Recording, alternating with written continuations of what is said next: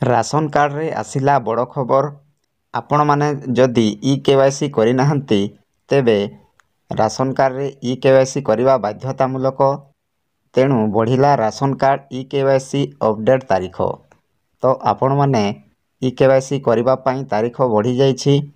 ତ ଆପଣମାନେ ଇ-କେ.ୱାଇ.ସି. କରାଇ ନିଅନ୍ତୁ ଏବଂ ମାଗଣା ରାସନ ପଞ୍ଚାୟତରୁ ପାଆନ୍ତୁ। ଆମ ଗରିବ ଲୋକଙ୍କ ପାଇଁ ଚାଉଳ କିମ୍ବା ଗହମ କିଣିବା ପାଇଁ ବହୁତ କଷ୍ଟକର ହୋଇଥାଏ। ତେଣୁ ବହୁତ କଠିନ ପରିଶ୍ରମ କରି ଆମେ ଟଙ୍କା ରୋଜଗାର କରିଥାଉ। ସେହି ଟଙ୍କାରେ ଆମେ ଚାଉଳ କିମ୍ବା ଗହମ କିଣିକି ଭୋକ ମେଣ୍ଟାଇଥାଉ। ତେଣୁ ଏହି ରାସନ କାର୍ଡ଼ରେ ଇ-କେ.ୱାଇ.ସି. କରିଦେଲେ ଆମେ ପୂର୍ବରୁ ଯେଉଁଭଳି ମାଗଣା ରାସନରେ ଚାଉଳ କିମ୍ବା ଗହମ ପାଉଥିଲେ ସେହିପରି ଚାଉଳ କିମ୍ବା ଗହମ ପାଇପାରିବା। ତ ଆମେମାନେ ଇ-କେ.ୱାଇ.ସି. କରିଦେଲେ ପୂର୍ବ ଭଳି ରାସନ କାର୍ଡ଼ରେ ଚାଉଳ କିମ୍ବା ଗହମ ପାଇପାରିବା। ତେଣୁ ସମସ୍ତଙ୍କୁ ମୋର ଅନୁରୋଧ, ଆପଣମାନେ ଯଥାଶୀଘ୍ର ଇ-କେ.ୱାଇ.ସି. କରାଇ ନିଅନ୍ତୁ। ଇ-କେ.ୱାଇ.ସି. କରିବା ପାଇଁ କେତେ ତାରିଖ ଯାଏ ବଢ଼ିଲା ମୁଁ ଆପଣମାନଙ୍କୁ ଏହି ଭିଡ଼ିଓ ମାଧ୍ୟମରେ କହିବି ଏବଂ କେତେ ଲକ୍ଷ ହିତାଧିକାରୀ ଏବେ ଯାଏ ଇ-କେ.ୱାଇ.ସି. କରିନାହାନ୍ତି ତାହା ମଧ୍ୟ ଏହି ଭିଡ଼ିଓ ମାଧ୍ୟମରେ କହିବି। ତ ଭିଡ଼ିଓକୁ ଷ୍ଟାର୍ଟ କରିବା ପୂର୍ବରୁ ମୋ ଚ୍ୟାନେଲକୁ ପ୍ରଥମେ ଆସିଥିଲେ ଗୋଟିଏ ସବସ୍କ୍ରାଇବ୍ କରି ଅଲ୍ ନୋଟିଫିକେସନ୍ ଉପରେ କ୍ଲିକ୍ କରନ୍ତୁ। ଫଳରେ ଏହିପରି ହେଲ୍ପଫୁଲ୍ ନୂଆ ନୂଆ ଭିଡ଼ିଓ ଆପଣମାନଙ୍କ ଠାରେ ପ୍ରଥମେ ପହଞ୍ଚିବ। ତେଣୁ ଡେରି ନକରି ଚାଲନ୍ତୁ ଭିଡ଼ିଓକୁ ଷ୍ଟାର୍ଟ କରିବା। ରାସନ କାର୍ଡ଼ ପାଇବା ପାଇଁ ଆଉ ଏକ ସୁଯୋଗ ପୁଣି ବଢ଼ିଲା ଇ-କେ.ୱାଇ.ସି. ଅବଧି।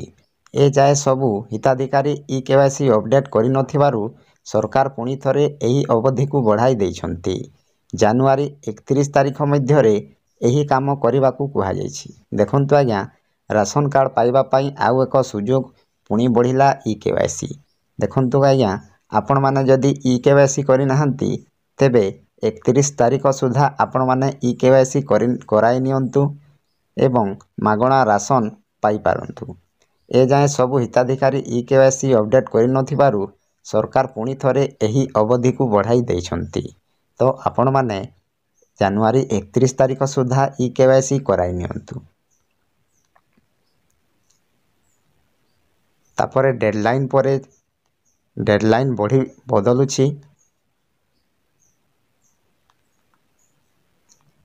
ହେଲେ ଏବେ ବି ପ୍ରାୟ 50 ଲକ୍ଷ ଲୋକ ରାସନ କାର୍ଡ଼ ପାଇଁ ଇ-କେ.ୱାଇ.ସି. କରାଇ ନାହାନ୍ତି। ତେବେ ଏହାପରେ ପଛର କାରଣ କ'ଣ? ଏହି ବ୍ୟକ୍ତିମାନେ ଯୋଗ୍ୟ ନା ଏମାନଙ୍କ ନାଁରେ ଅନ୍ୟ କେହି ଚାଉଳ ଉଠାଉଥିଲେ? ଦେଖନ୍ତୁ ଆଜ୍ଞା, ଏବେ ପର୍ଯ୍ୟନ୍ତ 50 ଲକ୍ଷ ଲୋକ ରାସନ କାର୍ଡ଼ ପାଇଁ ଇ-କେ.ୱାଇ.ସି. କରାଇ ନାହାନ୍ତି। ତେବେ ଏହାର କାରଣ କ'ଣ?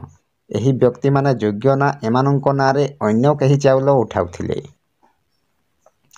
ପୂର୍ବରୁ ଜାନୁଆରୀ 15 ଭିତରେ ଇ-କେ.ୱାଇ.ସି. ସାରିବାକୁ ଟାର୍ଗେଟ୍ ରହିଥିଲା। ତେଣୁ ରାସନ କାର୍ଡ଼ରୁ 40 ଲକ୍ଷ ଲୋକ ବାଦ୍ ପଡ଼ିବା ଆଶଙ୍କା ରହିଥିଲା। ମାତ୍ର ଏହାକୁ ଦୃଷ୍ଟିରେ ରଖି ରାଜ୍ୟ ସରକାର ଏବେ ଏହି ଅବଧି ବଢ଼ାଇଛନ୍ତି। ଦେଖନ୍ତୁ ଆଜ୍ଞା, ପୂର୍ବରୁ ଜାନୁଆରୀ 15ରେ ଇ-କେ.ୱାଇ.ସି. କରାଇବାକୁ ସରକାର କହିଥିଲେ। ତ ଏବେ ଜାନୁଆରୀ 31 ତାରିଖ ଯାଏଁ ବଢ଼ିଛି ଇ-କେ.ୱାଇ.ସି. ଅବଧି। ତେଣୁ ରାସନ କାର୍ଡ଼ରେ 40 ଲକ୍ଷ ଲୋକ ବାଦ୍ ପଡ଼ିବା ଆଶଙ୍କା ରହିଥିଲା। ମାତ୍ର ଏହାକୁ ଦୃଷ୍ଟିରେ ରଖି ରାଜ୍ୟ ସରକାର ଏବେ ତାରିଖ ବଢ଼ାଇଛନ୍ତି। ଆପଣ ଏଯାଏ ଇ-କେ.ୱାଇ.ସି. ଅପଡ଼େଟ୍ କରିନାହାନ୍ତି ନିଜ ରାସନରେ ତେବେ ତୁରନ୍ତ କରାନ୍ତୁ। ସରକାର ଦେଇଛନ୍ତି ଆପଣଙ୍କୁ ଶେଷ ସୁଯୋଗ। ଏଯାଏ ରାଜ୍ୟରେ ଆହୁରି 48 ଲକ୍ଷ ହିତାଧିକାରୀ ଏହି ଅପଡ଼େଟ୍ କରିନାହାନ୍ତି।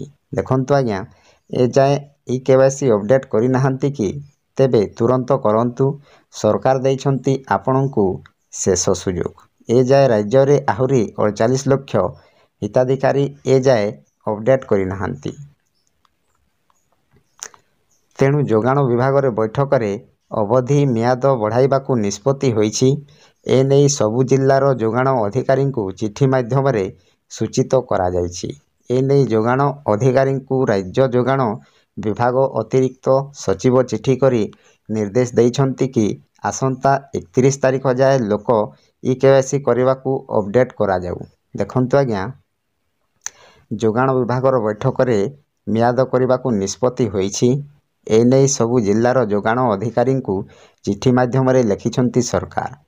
एनेई जोगाण अधिकारीଙ୍କୁ राज्य जोगाण विभागर अतिरिक्त सचिव चिठी କରି निर्देश ଦେଇଛନ୍ତି कि आसंता 31 तारिख जाए लोकंक ई-केवाईसी अपडेट करने कुहाଯାଉ।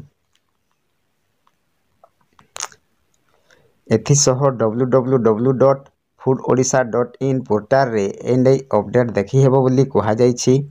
एही सूचना पोर्टाल ट्रांसपेरेंसी पेज रे उपलब्ध हेबो। जिए चाहिए तार सूचना पाई परिबे। देखंतु आज्ञा आउ एक बड़ खबर एथिपाई www.foododisha.in पोर्टाल रे देखि हेबो बोली सरकार कहिसंती।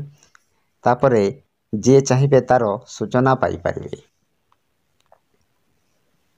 तापरे एथिसह मोबाइल और आधार नंबर दे स्टेटस जानी हेबो बोली सूचना दिया जाइछि। फलरे हिताधिकारी टिके आश्वस्त होइछंती एबे अवधि बढ़िथिबा कारणरू। देखंतु आज्ञा एथिसह मोबाइल और आधार नंबर दे स्टेटस आपण माने जानि परिबे। फलरे हिताधिकारी टिके आश्वस्त होइछंती एही अवधि बढ़िथिबा कारणरू। तो आपण माने ई-केवाईसी कराई नियंतु एवं मागणा राशन पूर्व भली पांतु। तो यह थिला एही राशन कार्ड रे बड़ खबर। तो आपण माननकु केमिति लागिला निश्चय कमेंट माध्यम रे जणाइबे। वीडियोटी जदि आपण माननकु टिके हेले हेल्पफुल होइतिले वीडियो को गोटे लाइक करंतु एवं मो चैनल को प्रथमे आसीतिले गोटे सब्सक्राइब करी बेल आइकन को दबाई दियंतु। तो वीडियो को एठी एंड करूसी। जय जगन्नाथ।